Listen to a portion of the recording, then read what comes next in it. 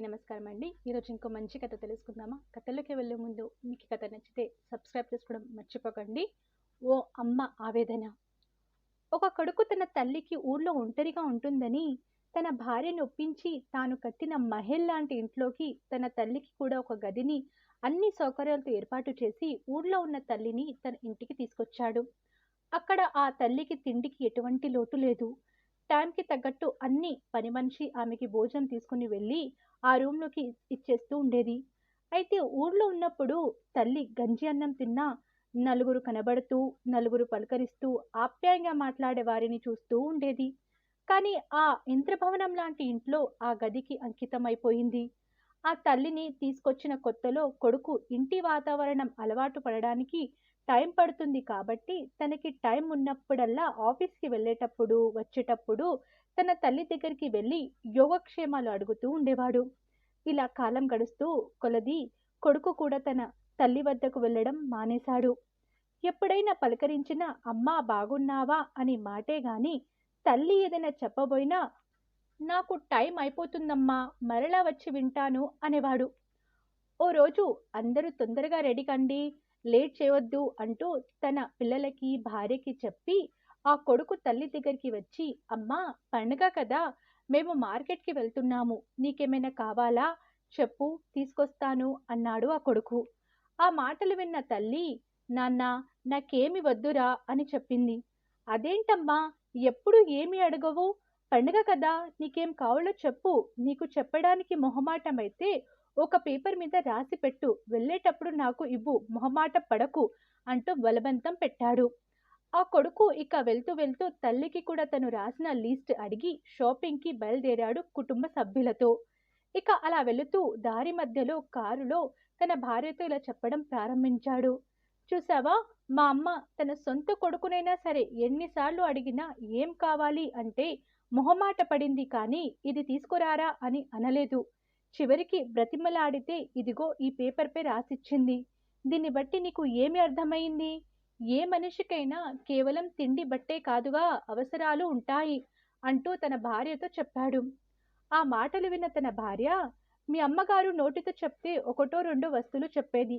కానీ ఇలా తెలివిగా తనకి ఏం కావాలో ఆలోచించి లిస్ట్ రాసి ఉంటది లేండి.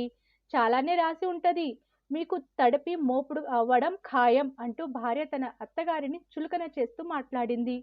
ఇక అటువంటి ఆలోచన ఉన్న ఆమెతో వాదించడం వృధా అని సైలెంట్ అయిపోయాడు ఆ కొడుకు. ఇక మార్కెట్‌కి వెళ్ళి అక్కడ వెళ్ళాక కావలసిన వస్తువులన్నీ కొనేటప్పటికి చాలా సమయం అయిపోయింది. అమ్మ రాసిచ్చిన చీటీలో వస్తువులు కొనడమే మర్చిపోయాడు. ఇప్పుడు వాటిని తీసుకెళ్దాం పదండి అన్నాడు ఆ కొడుకు. వామ్మో నా వల్ల కాదు, చాలా అలసిపోయాను. ఆమెకేం కావాలో రాసిచ్చిందిగా, మీ దగ్గర చీటీ ఉందిగా, అసలే ఆ చీటీ చూస్తే పెద్ద లీస్ట్ ఉన్నట్టుంది. నాకు అసలే ఓపిక లేదు. మీరే వెళ్ళండి. వచ్చే వరకు కారులో కాస్తో కూస్తో రెస్ట్ తీసుకుంటా అన్నది భార్య. ఇక తన కొడుకు తల్లి కోసం కొనడానికి వెళ్తూ తన తల్లి లిస్టులో ఏం రాసిందో చూడడానికి ఓపెన్ చేశాడు. కొడుకు రాజేష్ అది చదివిన అతని మతిపోయినట్టు కాళ్ళ క్రింద భూకంపం వచ్చినట్లయితే తెలియకుండానే కన్నీటి ధారలు వస్తున్నాయి. అది చూసిన భార్య ఏమైందో అని కంగారపడి, అంత బాధపడేలా మీ అమ్మ ఆ లిస్టులో ఏం రాసిందండి అంటూ రాజేష్ చేతిలో ఉన్న లిస్ట్ను తీసుకుని చూసింది. అది చూసిన రాజేష్ భార్యకి కూడా ఒక్కసారిగా షాక్ కొట్టినట్టయింది.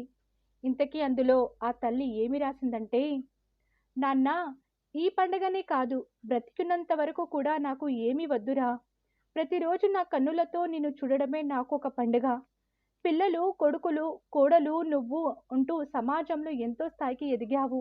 గౌరవంగా బ్రతుకుతున్నాం. ఈ తల్లికి అంతకు మించిన పండుగ ఎప్పుడూ రాదు.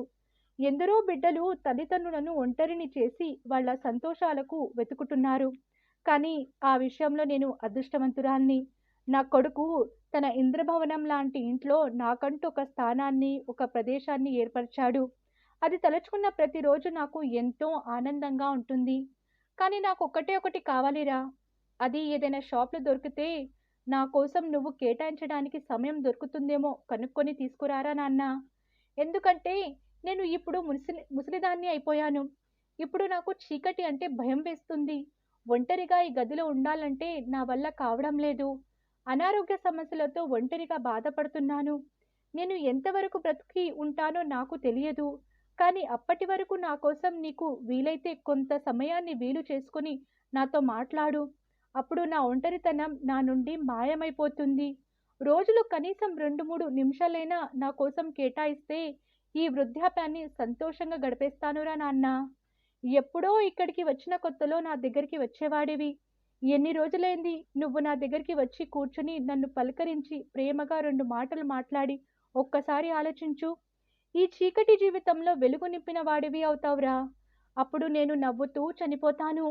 ఎవరికి తెలుసు నేను వచ్చే పండుగ వరకు ఉంటానో లేదో అని రాసింది ఆ తల్లి.